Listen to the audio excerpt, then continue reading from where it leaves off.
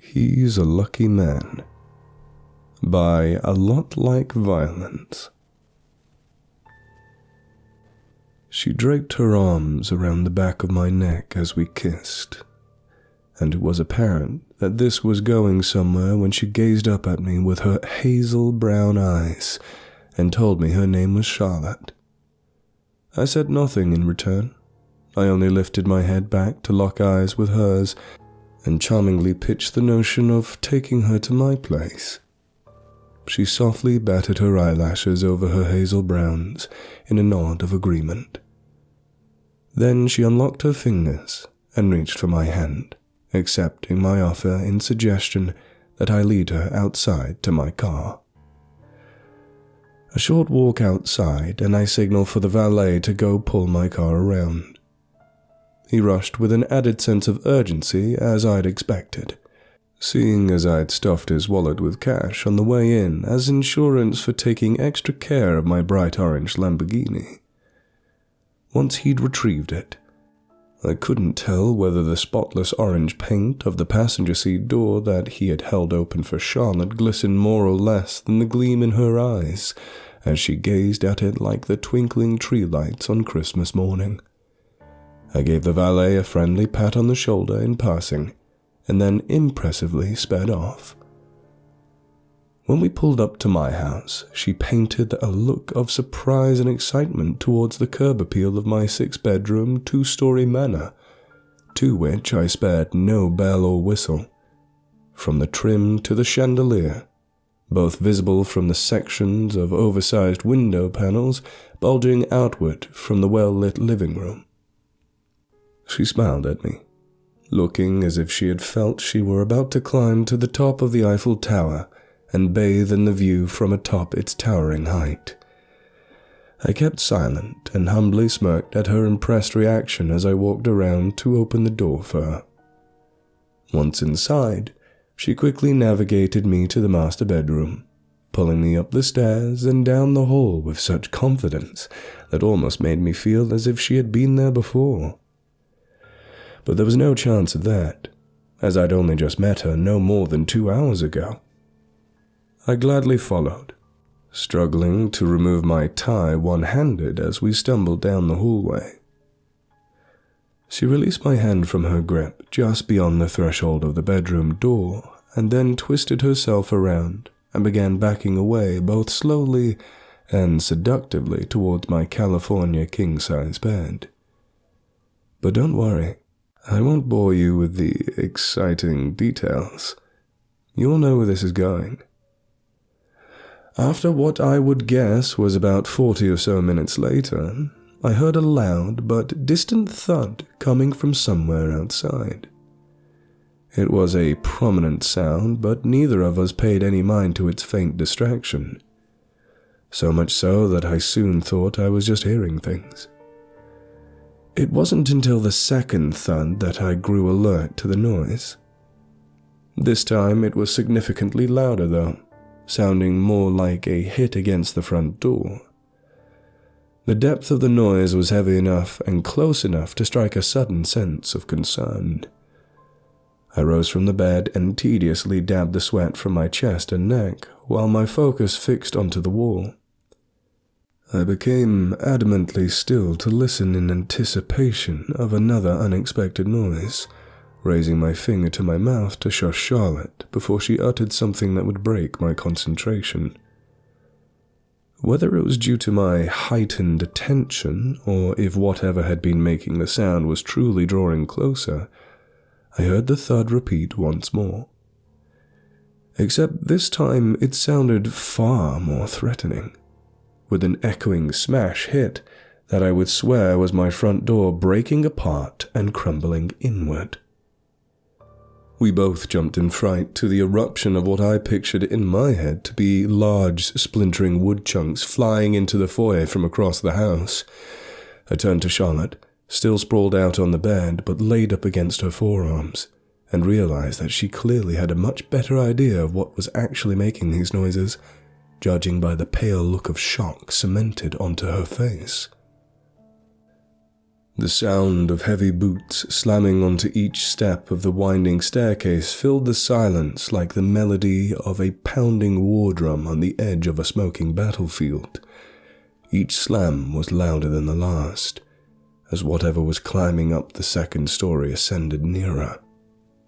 Thud, thud, thud. I stood frozen, just as she did from on the bed, flinching at the steady sound that shook the house enough to rattle the empty pair of wine glasses left out on the nightstand. I turned to face the door, as if expecting it to crash towards me, hinges and all. Then, with a panicked dance of finger-snapping and flailed arm-waving, Charlotte quietly demanded my attention. I looked over to see her mouthing a repeat phrase to me with exaggerated jaw movements to place more emphasis on her words. The few short words that nearly escaped her lips through the look of dread pouring out of her hazel brown eyes were all I needed to know what was going on. She mouthed, "You need to hide," followed by a glance towards the door, now pounding from the vibrating steps outside the room. "Now," she demanded in a hushed whisper. Another loud thud reverberated through the room. Although my mind didn't get the time it needed to process the situation, I knew that I had to act quickly, and so I darted for the only thing in the room big enough to hide in, an antique single-piece wardrobe with elaborate carvings surrounding its surface. I climbed inside, followed by Charlotte hopping out of the bed to swing the thick wooden doors shut in front of me, sealing me in darkness with a reassuring click as the two doors latched together. Then everything went dark. The repetition of stomping footsteps became muffled to my ears from inside, as I sunk into a packed row of tailor-fitted dress suits. My only line of visibility shone dimly through the thin gap between the dense wardrobe doors, which revealed just enough for me to see a blurry strip of Charlotte's outline standing near the door. I couldn't see much of anything, let alone her expression, but I could only imagine the fear she felt from whatever it was that had finally reached the top of the staircase. Her anxiety was heavy in the room. I could feel it. The air wasn't silent for more than 5 seconds before the door was blistered by the impact of a blunt force, like a hammer pounded against a 2x4.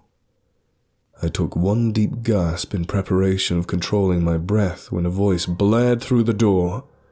"Charlotte!" The male voice screamed aggressively. "I know you're in there! Open the goddamn door!" Without responding, Charlotte almost instantly bolted for the window and slid it open, causing the double-layered curtains to flap aimlessly in the wind as it danced its way into the room. She didn't so much as glance outside before hustling back towards the door. I had no clue why she would do that, but I didn't have time to wonder, as I turned just about all my mental focus onto my own controlled breathing. Actively stretched out my chest to catch enough air in my lungs that silent breath could be possible. The pounding turned violent, causing Charlotte to shriek in fear at each hit. It was obvious that the door wouldn't be able to withstand much more of a beating, so she did the only thing I imagined she could do. She opened the door. "Rick, I'm sorry," she cried out as she backed away from the door now open. But her words were cut off by the deep, raspy voice of the man approaching her. "You lied to me!" He screamed at her, smacking the door further open, then slamming it into the wall as he entered the room. "I'm sorry, Rick, I... she started to say, but was again cut off. "I don't want to hear it," he said, pacing around the center of the room and darting his head back and forth frantically. "Where is he?" he demanded. Charlotte was startled at his every word, flinching each time he spoke. He's gone," she said, daring to sneak a moment of direct eye contact, but immediately turning away after seeing the angry look he returned. "He heard you coming, Rick. You scared him so bad that he jumped out of the window." She pointed at the open window without turning her body to face it, curling her pointed finger below her crossed arm in its direction. My hands began to sweat as the man scanned the room, hesitant to believe Charlotte's lie.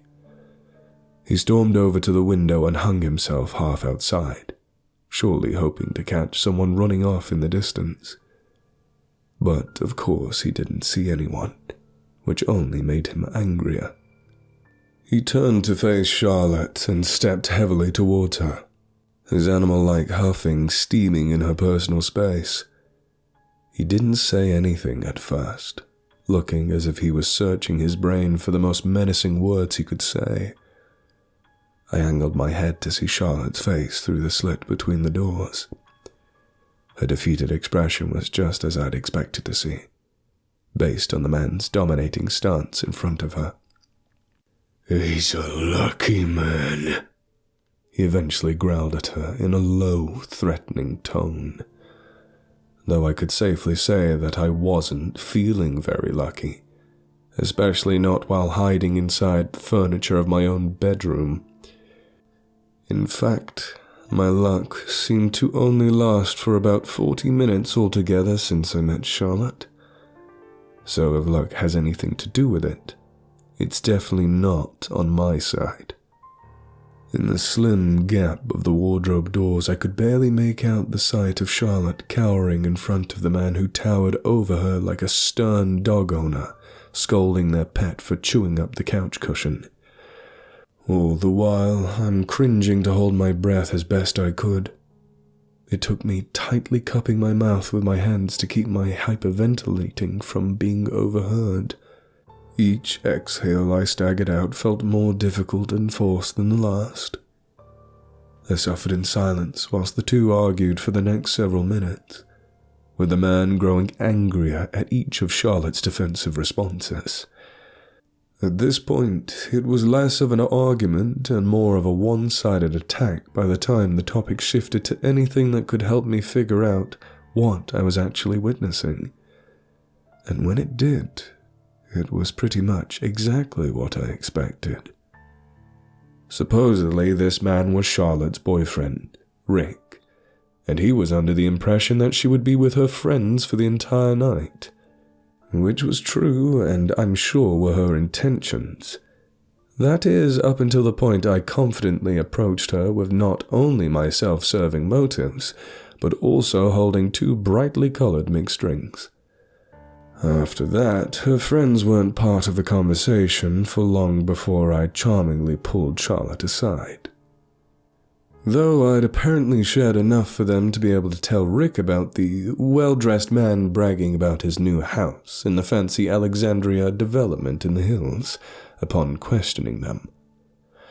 But I must say, the part that frustrated me the most was the very same valet that I tipped into the next working class up, who was all too willing to share every detail of my flashy orange car, giving Rick all that he needed to lead him straight here.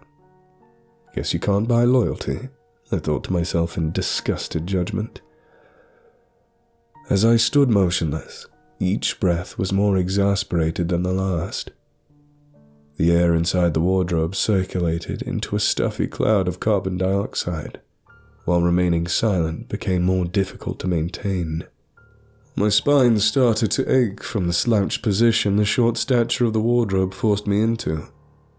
I could feel the beads of sweat purged from my skin by the agonizing concentration and prolonged discomfort, my body straining on the collective structure of my bones.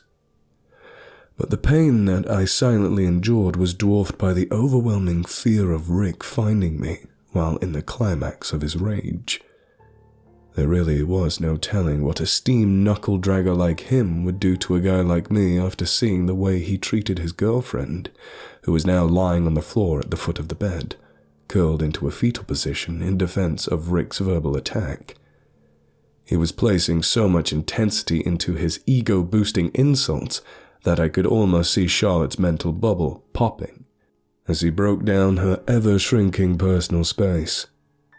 Then, just when I thought my legs couldn't bear to stand in the crook of my painfully shaking knees any longer, Rick grabbed Charlotte by her arm and forcefully pulled her up onto her feet, grunting at her as if he felt insulted by her unwillingness to move. "We're leaving," he sternly told her as he shoved her through the door, unknowingly allowing her a split-second glance over towards the wardrobe in which I stood.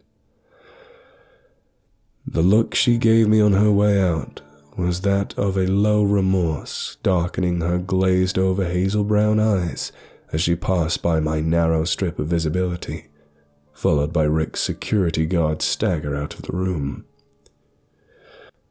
I couldn't help but feel a sense of relief after the fear of Charlotte's safety had embarrassingly faded from my thoughts, but I still wasn't willing to risk making any sound until I was sure that they had left. So I continued to power through the struggle of my shaking knees and wallowing back while I listened for any sign of movement in the house through the muffled wardrobe walls.